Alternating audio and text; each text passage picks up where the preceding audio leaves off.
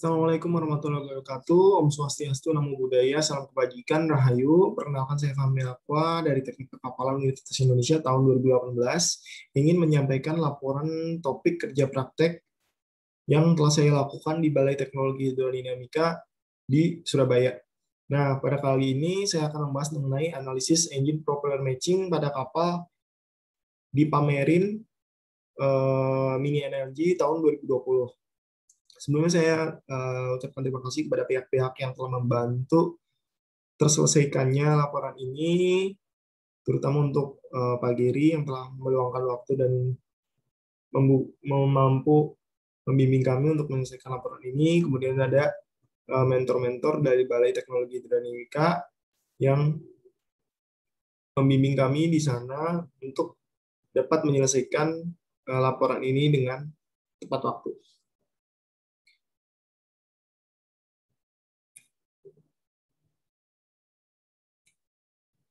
Nah, ada beberapa pokok bahasan yang akan saya sampaikan.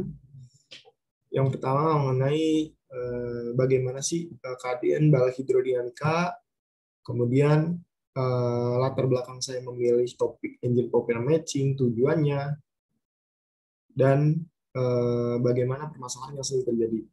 Kemudian ada beberapa tinjauan dari engine propeller matching secara umum, seperti pengertian engine propeller matching, kemudian ada hidrodinamika dan karakteristik propeller, kemudian fixed pitch propeller, kemudian propeller biseries, dan bagaimana interaksi lambung kapal dan propeller, dan pengolahan data berdasarkan data kapal yang sudah kita miliki, yang sudah kita lakukan pengujian. Kemudian dari situ kita bisa menghitung hasil perhitungan daya mesin dan propeller, dan bagaimana hasil engine propeller matching yang ada pada kapal tersebut. Dan kita bisa menarik kesimpulan dari perhitungan yang telah kita lakukan, dan saran ke depan untuk engine propeller matching seperti apa. Oke, kita menjelaskan sedikit tentang BPPT Hidrodinamika. Kemarin di bulan Januari hingga Februari kita telah melaksanakan kuliah kerja praktek di Balai Teknologi Hidrodinamika atau BTH atau Indonesia Hydrodynamic Laboratory atau IHL di salah satu unit kerja di BPPT. Jadi BPPT merupakan Balai Pengkaji dan Peneliti Teknologi yang berada di bawah Koordinasi Kedeputian Teknologi Industri Rancang Bangun dan Rekayasa. Nah, untuk BTH sendiri ini memiliki banyak fasilitas, terutama pengujian hidrodinamika di bidang perkapalan dan bangunan apung yang dilengkapi dengan fasilitas berskala industri antara lain towing tank, manufacturing and ocean basing MOB, kemudian ada cavitation tunnel, CT, serta fasilitas pendukung lainnya, yaitu ship model workshop, SMVS atau mechanical dan propeller workshop MWS. Jadi BPT ini sebenarnya banyak di Indonesia, ada di Lampung, yang kimia, kemudian ada di Tangerang, di Serpong, itu tentang pembakaran. Jadi yang berhubungan dengan perkapalan pada khususnya itu adalah BPPT Hidrodinamika di Surabaya. Nah, ini lokasinya di sekitar ITS, masih di komplek ITS. Ini ada beberapa dokumentasi. Ini yang di kiri, yang ada orang menyelam ini, itu MOB, Manufacturing Ocean Basin, kemudian di kanan itu ada cavitation tunnel, kemudian di bawah kiri itu adalah proses penyeimbangan, dan di kiri adalah ada towing tank. Jadi ini merupakan salah satu yang ada di Asia Tenggara dan salah satu yang terbesar di Asia Tenggara dan sudah berdiri pada zaman Pak Harto. Kemudian kenapa sih saya memilih engine propeller matching? Nah, engine propeller matching ini secara umum merupakan sistem propulsi komponen utama kapal, yaitu ada motor penggerak atau main engine, sistem transmisi, dan alat penggerak atau propulsor yang kita gunakan di kapal itu adalah propeller. Ketiga komponen ini merupakan salah satu kesatuan yang di dalam proses perencanaan dan konfigurasinya akan mempengaruhi kinerja kapal dalam operasinya di laut. Nah, sistem penggerak kapal yang efisien dan efektif ini merupakan langkah perencanaan untuk mengenai kebutuhan kapal dengan berbagai jenis dan fungsinya. Sistem penggerak yang optimal dilakukan dengan pemilihan tipe propeller secara terukur sesuai dengan kebutuhan dengan mesin penggerak yang akan dipasang kapal. Dengan mendapatkan keselarasan kerja mesin dan propeller, diharapkan akan menekan biaya operasional sehingga diperlukan teknik engine propeller matching untuk mencapai efisiensi kerja dan laju kapal yang diperlukan dalam operasinya. Kemudian kenapa saya mengangkat ini? Sebenarnya ada beberapa permasalahan yang dialami oleh biasanya galangan ketika mereka mendesain kapal, namun ketika diuji coba itu kecepatannya kurang. Misal mereka menguji coba 10 harusnya 10 knot, tapi hanya didapatkan 9,8 knot. Itu dengan engine propeller matching ini diharapkan itu dapat selesai dan kapal mendapatkan kinerja yang maksimal dari kapal. Kemudian yang kedua yaitu bagaimana pengaruh engine propeller matching pada kinerja kapal. Apakah kinerja kapalnya semakin baik, semakin maksimal, dan semakin efektif dan efisien? Itu nanti kita akan mencoba menjelaskannya melalui pengujian yang kita lakukan. Kemudian tujuan engine propeller matching tadi sudah saya singgung, yaitu perancang kapal itu dapat membuat kapal yang optimal, efisien, dan mendapatkan kinerja maksimal dengan memilih sistem propulsi yang tepat dengan menggunakan teknik engine propeller matching. Nah, sebelum kita melakukan perhitungan-perhitungan tentang engine propeller matching, kita harus mengerti dulu hal-hal umum yang berkaitan dengan engine propeller matching dan semuanya yang berkaitan untuk perhitungan. Jadi yang pertama kita bahas adalah pengertian engine propeller matching. Apa sih sebenarnya engine propeller matching gitu kan? Engine propeller matching merupakan tahapan di mana proses pencocokan korelasi antara badan kapal, main engine, dan propeller. Dan nanti prosesnya akan dilakukan pemeriksaan korelasi antara tiga komponen, yaitu badan kapal, main engine, propeller, dilakukan memastikan bahwa sistem propulsi yang dirancang dapat berjalan sesuai keinginan dengan cara melihat kurva batas daerah kerja mesin yang didapatkan dari project guide yang akan dipilih. Jadi nanti engine propeller matching adalah memplotkan propeller yang ada, data-data karakteristik propeller yang ada, itu diplotkan ke engine envelope. Apakah propeller itu cocok dengan mesin ini sampai berapa knot, dengan RPM berapa, dan bisa sampai kecepatan berapa. Itu dengan menggunakan engine propeller matching. Nah, yang kedua, kita harus mengerti tentang hidrodinamika propeller. Hidrodinamika propeller sebenarnya cara kerjanya sama dengan hydrofoil, yaitu menghasilkan gaya angkat lift yang lebih banyak daripada gaya hambat atau drag. Nah, ini hidrodinamik itu mengacu pada peristiwa kecepatan yang berbeda antara bagian atas dan bagian bawah. Ini kayak saya pesawat sebenarnya. Cuman untuk kapal ini lebih advance lagi. Kemudian fluida yang bagian atas akan melewati hydrofoil dengan lebih cepat sehingga akan menimbulkan gaya lift karena di bawah lambat. Dia akan lift mengangkat ini sesuai dengan perbedaan tekanan antara aliran sesuai dengan hukum Newton. Jadi ini yang ini propeller, ini gambar propeller, dokumentasi propeller, ini ada bednya ada 4. Ini dokumentasi propellernya kira-kira kayak gini. Nanti kalau misalnya trasnya ke atas, kalau misalnya saya pesawat, tapi kalau propeller untuk kapal itu trasnya ke depan. Kemudian selanjutnya ada karakteristik propeller pada open water. Jadi karakteristik propeller ini merupakan representasi dengan grafik dengan beberapa koefisien dalam bentuk ukuran. Secara umum, nanti karakteristik baling-baling atau propeller itu dapat diketahui pada open water test. Nah, ini unik sekali pada engine propeller matching, yaitu dapat dipresentasikan dengan KT, coefficient thrust, KQ, coefficient torque, dan J, coefficient advance pada grafik di sini. Nah, nanti karakteristik propeller akan muncul, dapat digambarkan dengan grafik yang ada di samping. Nah, tadi kita udah sempat membahas tentang karakteristiknya. Karakteristiknya itu KT, thrust coefficient, itu dari gaya kapal dibagi Rho dikali N kuadrat dikali D pangkat 4. Kemudian torque, coefficient torque, yaitu Q per Rho dikali N kuadrat kali D pangkat 5. Kemudian coefficient advance, J sama dengan VA per ND. atau kecepatan ascent dibagi kecepatan putar propeller dikalikan diameter propeller. Nah, karakteristiknya itu tadi adalah gambaran dari gaya dan momen yang dihasilkan dan diwakili oleh serangkaian fitur tak dimensi atau non dimensional. Nah, kemudian kita akan meneliti mengenai atau mencari tinjauan tentang fixed propeller yang digunakan. Ini ada beberapa fixed propeller yang dibuat oleh BPPT, BTH, Balai Teknologi Hidrodinamika. Kenapa sih fixed propeller gitu kan? Kenapa nggak yang berubah-ubah? Yang pertama ada pastinya ada pro and cons-nya juga kan. Nah, yang fixed propeller ini kondisi RPM sama bebannya itu tetap, sehingga pada kondisi RPM dan beban tepat, maka semua power yang ini dapat diserap oleh mesin penggerak. Namun, pada tingkat RPM yang berbeda, ini tidak dapat menyerap semua power. Jadi memang ada beberapa pro and cons yang ada. Ini dokumentasi yang ada di BTH. Kemudian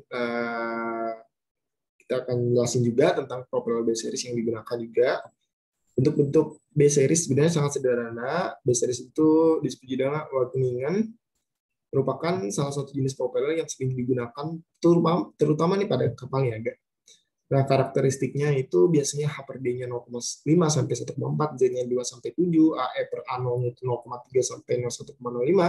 Kemudian karakteristiknya juga diameternya 250 mm dengan RH per R 0,167, RH itu jari-jari hook-nya, kemudian distribusi radial pitch yang konstan, sudut rake sampai 150 dengan distribusi rake linear, kemudian kontur belt yang cukup lebar, mempunyai segmental tip blade section, dan aerofoil section pada jari-jari dalam.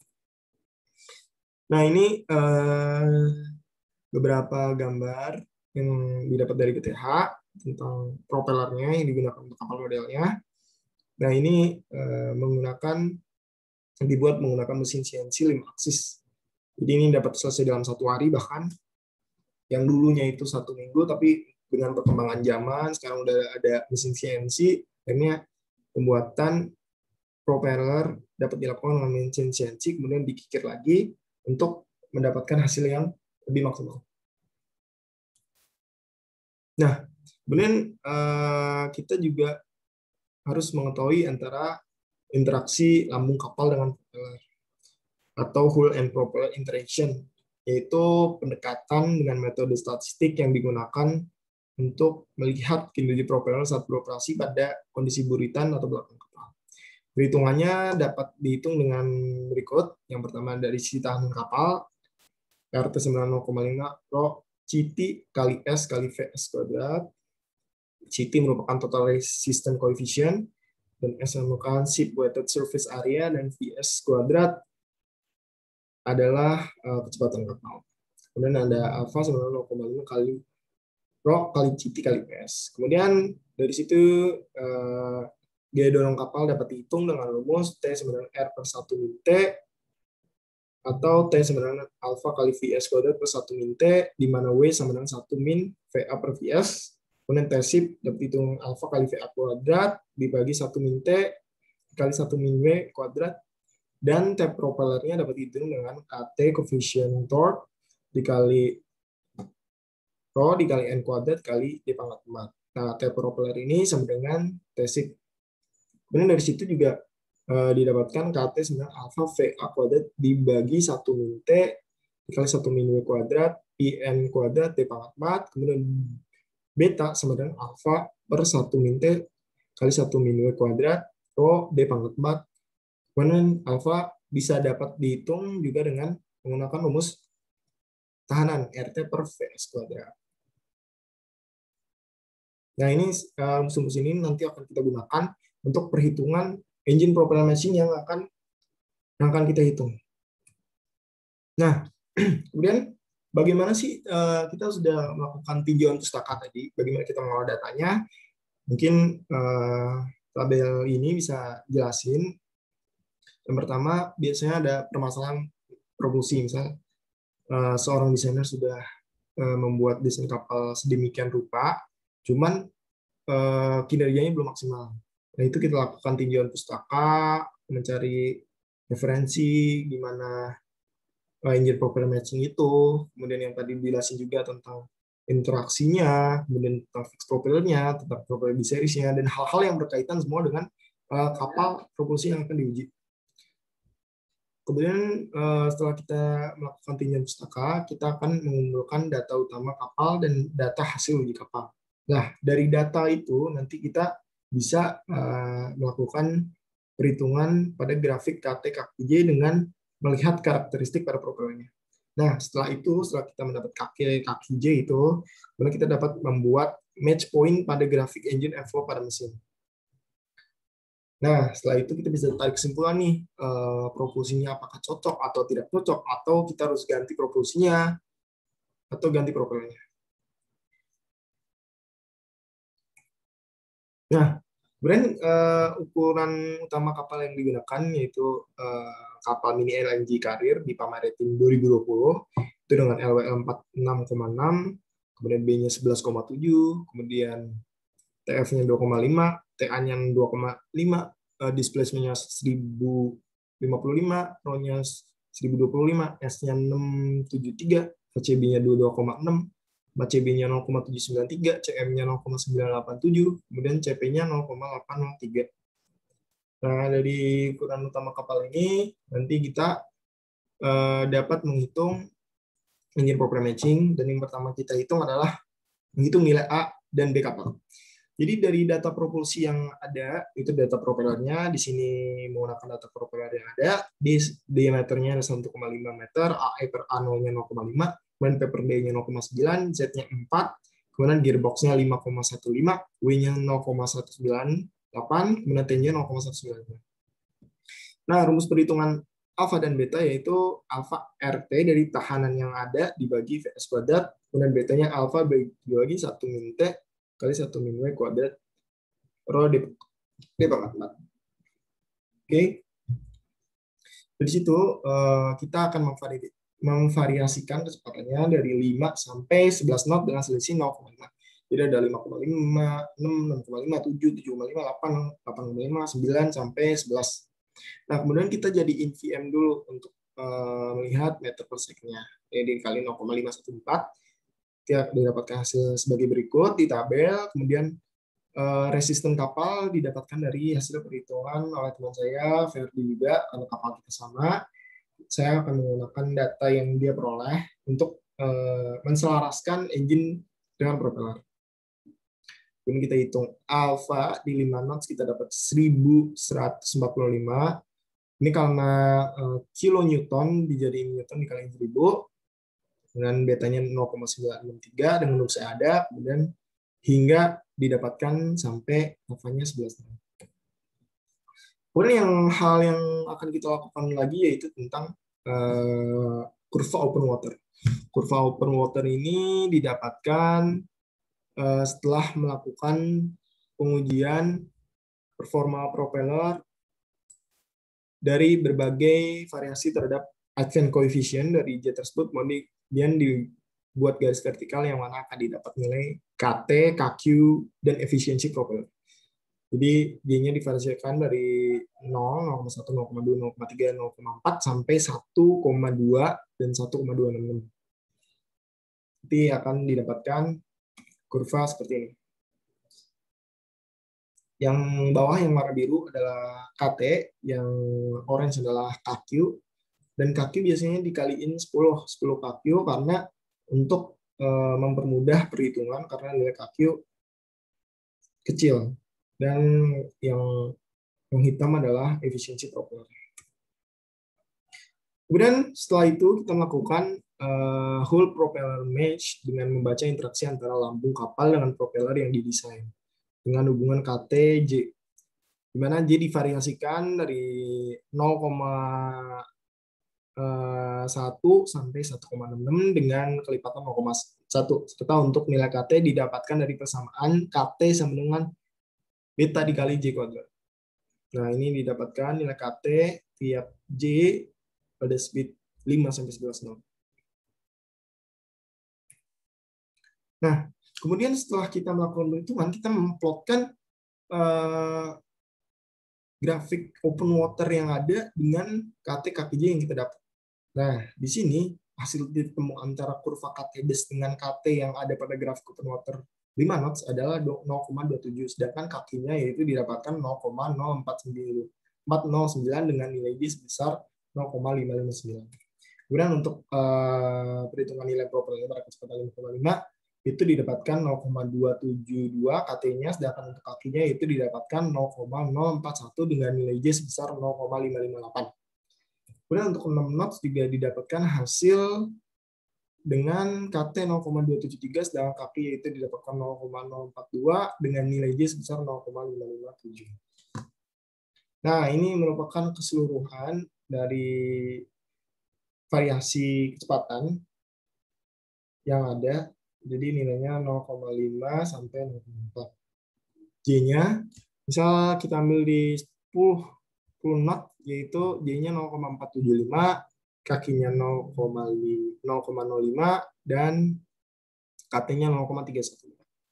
Itu udah dapat semuanya, jadi diplotin tadi satu-satu sampai 11 knot. Nah, kemudian setelah kita memplotkan, kita juga dapat menggambar grafik atau diagram envelope engine propeller matching. Nah, diagram engine envelope ini biasanya dikeluarkan oleh engine maker atau pabrikan. Kemudian kita dapat menyesuaikan KT des atau KQ, KTJ atau karakteristik propeller yang ada dengan engine envelope ini. Nah, disinilah inti dari engine propeller matching, yaitu propeller didesain harus sesuai dengan mesin yang dipilih. Kemudian kita pada pengujian kali ini menggunakan mesin kapal mini LNG di Pamarin itu menggunakan mesin Cummins SM11 dengan 10,8 liter, 6 silinder, dan BHP 705 BHP pada RPM 2500.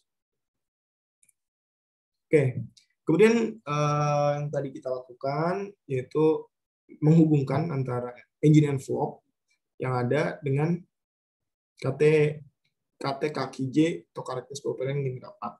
Kemudian dapat diketahui nilai torsi dan diketahui besaran daya yang ditransmisikan ke propeller, kemudian juga dapat diketahui BHP, dan pada ini ketika diplotkan itu apakah sesuai dengan servis yang ada atau tidak, sehingga kita dapat melihat karakteristik engine jika dibebani kebutuhan daya untuk propeller load. Nah, kemudian setelah kita mengolah data selesai mengolah data, kita dapat hasil perhitungan daya mesin dan propeller. Nah, ini kita dapatkan dengan perhitungan P sama dengan 2 kali P Qn.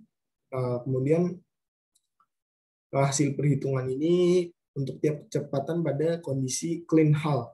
Jadi di kondisi clean hull, nah ini bisa dihitung nanti Q sama dengan kaki kali rho kali B pangkat 5 kali N, PD sama dengan Q kali M kali 2P, SHP, horsepower, DHP per NS, BHP, SHP per NJ. Nah, itu nanti kita juga dapatkan perhitungan itu setelah kita dapatkan KT kaki J yang awal tadi. Jadi, melalui pengolahan data, kita mendapatkan data-data, dan kita bisa menghitung daya mesin dan propeller. Nah, ini nih. Setelah kita dapatkan di speed 5 sampai 11 knot, kita dapatkan hasilnya J, KQ, KT, kemudian kita dapatkan BHP dan SHP dengan melalui rumus yang ada, dan dapat BHP-nya, dan putaran propeller dan putaran mesin.